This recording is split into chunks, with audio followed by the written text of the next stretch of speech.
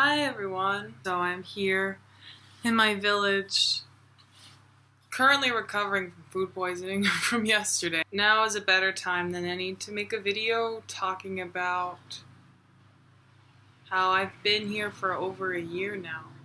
And technically, I'm on the other side of the midway point, which is, beautiful and strange and sad all at the same time. Something I've been thinking about lately is how I haven't been a person who's been updating like a blog or a video log or a YouTube video consistently, since I've been here. But I've been writing a lot. I have my journals that I write in and write about what I'm thinking, feeling, experiencing, and that's been consistent, but that's for me. So I've been thinking a lot about like the difference between your public and your like personal persona and the way you express it. I guess I'm thinking about that not only as someone who's um, sharing their experience, but also as a Peace Corps volunteer, because technically we are the volunteer 24/7 everywhere we are, even when we think we're not. We still are, because this country is small. We are foreigners who are already obvious.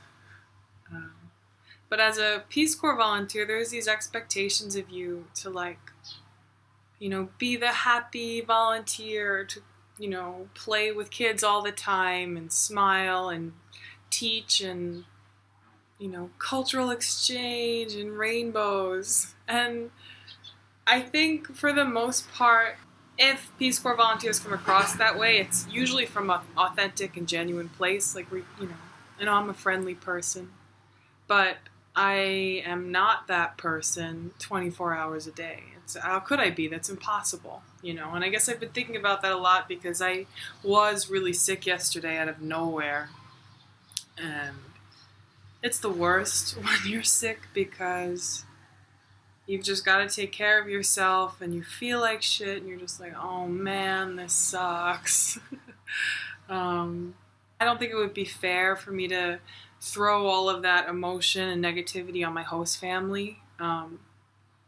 That's my burden, I feel like, in a way to handle. Like today I went to the market because I didn't really eat yesterday because I was puking and all the other stuff that happens when you have food poisoning.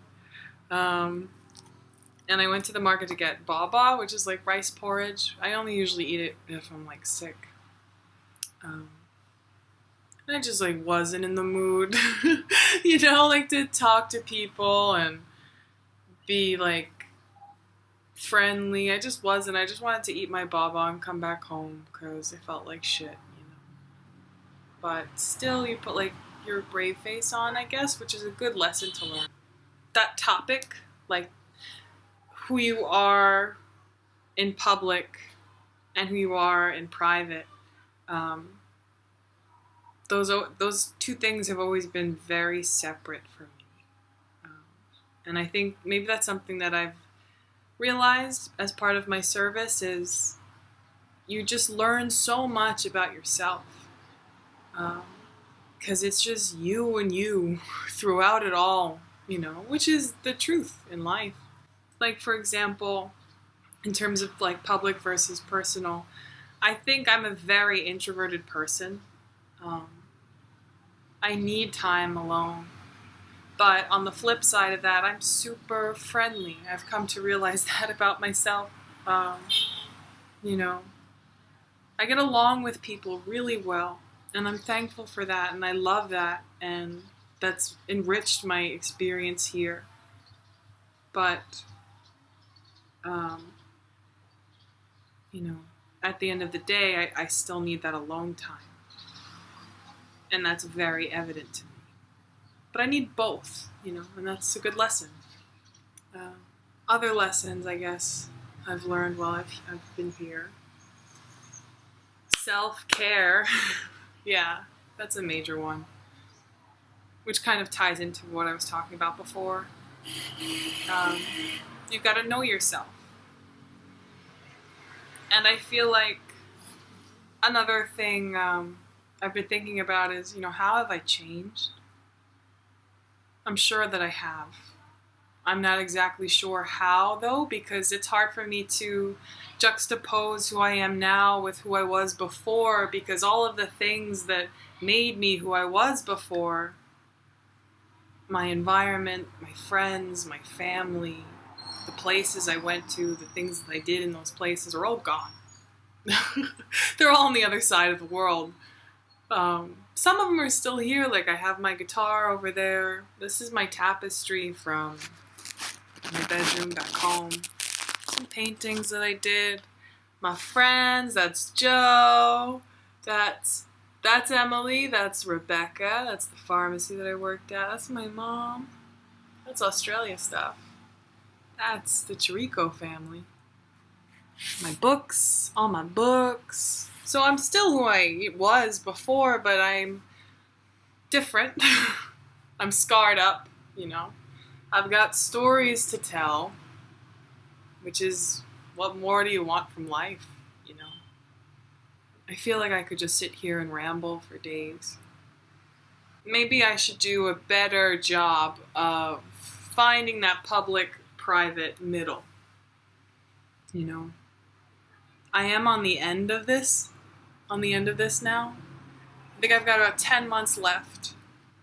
And it doesn't take much for me to record a video and upload it so you can see my beautiful face.